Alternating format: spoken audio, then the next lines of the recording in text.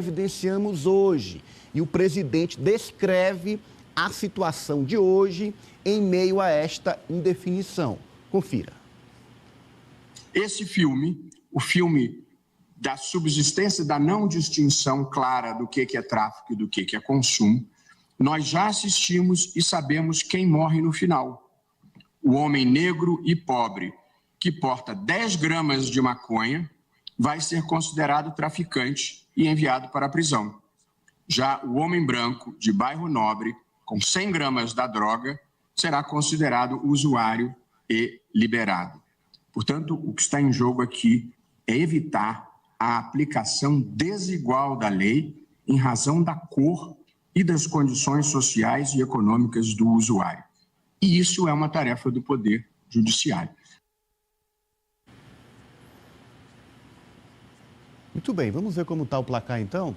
Hoje a votação avançou e este é o posicionamento dos ministros. A favor, Gilmar Mendes, Edson Fachin, Roberto Barroso, Alexandre de Moraes e Rosa Weber.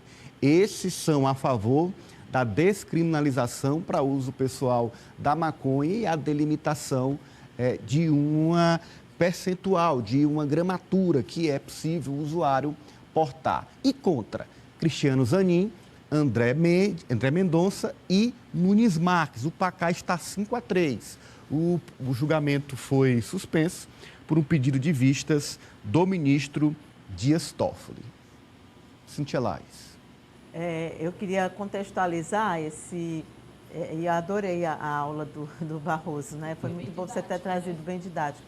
Eu queria contextualizar que essa ação chegou lá no Supremo em 2011 e ela trata especificamente de um caso, de um homem que foi preso por portar 3 gramas de maconha. Ele estava dentro, ele foi condenado por portar 3 gramas de maconha. 3 gramas de maconha. E há uma discussão muito grande sobre essa gramatura, né? A quantidade. Eu lembro que o Alexandre de Moraes trouxe também, de uma forma muito didática, estudos que apontam essa diferença, que hoje era muito subjetiva e fica na mão da polícia. E como bem disse o Barroso, no final do filme, sempre caem os negros, os pobres, e os que têm condição financeira acabam escapando por conta dessa subjetividade. Não é possível mais que o país não tenha algo objetivo e uma jurisprudência que, de fato, coloque essa questão de maneira esclarecedora e definitiva. E lembrando também, a gente viu esse placar e eu queria destacar uma curiosidade, que os 2 ministros indicados por Bolsonaro, Nunes Marques e André Mendonça, votaram contra, e junto com eles, Cristiano Zanin, que foi indicado pelo presidente Lula. Hoje teve repercussão muito negativa quanto ao voto do Zanin nas redes sociais. A militância petista voltou a questionar a indicação dele e tal. Achei esse um registro também que eu quis trazer para cá. E, por fim, celebrar aí uma tentativa de diálogo que existe e existiu entre o Barroso e o Rodrigo Pacheco.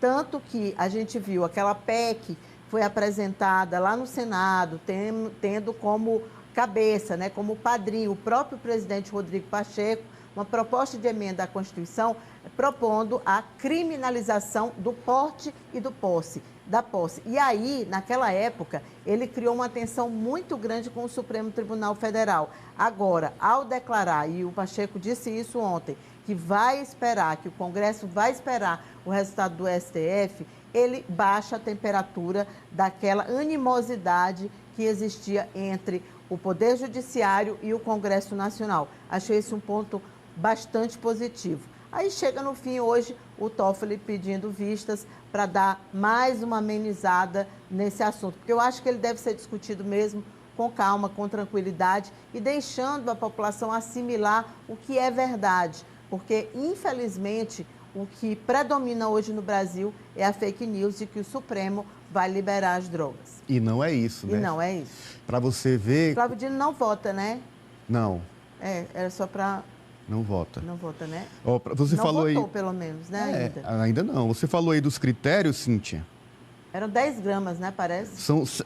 A proposta do Moraes são 60 gramas. Aí tem, já a favor dessa proposta, Moraes, Rosa Weber, Gilmar Mendes e Barroso.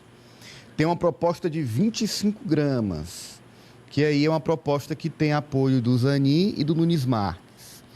E tem outra proposta que é: o Congresso deve definir quantos gramas será permitido. E aí o Edson Fachin e o André Mendonça estão nessa de deixar que o Congresso decida. E confirmando, Dino não vota porque Rosa já votou. A gente mostrou aí, inclusive, eu fiquei com essa dúvida. De Rosa Weber. Uma outra coisa também, hoje teve uma fala do André Mendonça e a gente mostra o quanto que nem mesmo os ministros do Supremo, às vezes, se preparam corretamente para um julgamento como esse ou se deixam influenciar demais com essa pauta de costumes que existe hoje no Brasil. O André Mendonça é evangélico, a gente sabe que a bancada evangélica ela é toda contrária a toda e qualquer possibilidade de descriminalizar. Até mesmo o uso medicinal da cannabis, eles tentaram atrapalhar de toda forma. Sim. O André Mendonça disse que 10 gramas de maconha eram suficientes para preparar 24 baseados. Aí nas redes sociais o pessoal mostrou o tamanho do baseado que seria com essas 10 gramas dividido 34, quer dizer, é um número que é aleatório, que acho que ele falou de uma forma aleatória que não corresponde à realidade. E, inclusive, Cíntia, o que a gente vê é que o presidente Barroso também abriu diálogo com os evangélicos, os recebeu, debateu o tema, discutiu, por isso fez questão de hoje, na retomada da votação, fazer esse esclarecimento e fica muito claro, o Supremo não está liberando drogas. Não ser crime portar droga para consumo próprio já está na lei desde 2006. Está discutindo agora o critério para definir o que é uso pessoal ou não. Kátia D'Ângeles? Eu não quero ser repetitiva, mas eu vou só ilustrar ainda mais o que o ministro falou. A gente sabe... não vamos ser hipócritas, a gente sabe que, e eu vou usar a nossa cidade como exemplo, a gente sabe que um jovem pego com maconha em um baile do Grande Disseu, ele tem um tratamento.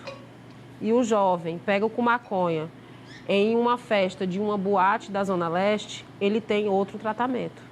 E é exatamente para que esse tratamento seja igual, né, é que esse julgamento está acontecendo.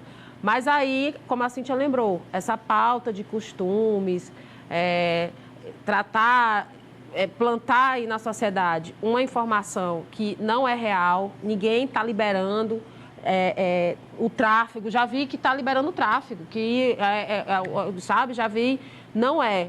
É exatamente para inibir essa situação que ela é real no país. E a gente tem uma pesquisadora, a Carla Acotirene, ela tem um livro que fala exatamente sobre essas situações de tratamento colonial. Ela fala, a pesquisa dela é sobre as audiências de custódia, onde existem muito essa questão das pessoas negras presas com droga, com maconha principalmente, né? E o nome do livro é Fragante Forjado Seu Doutor. Porque ali naquele momento, juízes, promotores, a própria polícia, e tudo isso, como não tem um parâmetro, pode agir de qualquer forma, mas só age de qualquer forma em cima dessa população mais carente, negra, né, que não tenha os mesmos mecanismos de defesa que os abastados e os brancos, vamos falar, têm. Agora, complementando, tem diferença até entre drogas. Sim. A forma como é encarado o usuário de maconha, por exemplo, o êxtase, ou drogas história. Ainda mais modernas, né? Aquelas mais caras, há uma diferença de tratamento do usuário de uma e de outra, como se o usuário da maconha fosse um crime maior do que o usuário de êxtase. E lembrando que este ponto do Supremo Tribunal Federal, como reforçou, diz respeito só à maconha. Não é, então, mais um ponto errado, mentiroso, em quem diz que as drogas estão sendo liberadas, porque o Supremo está falando só sobre o uso pessoal da maconha específico para esse tipo de droga. Tráfico continua sendo crime, o consumo fora da porção determinada pelo Supremo também continuará sendo crime, se assim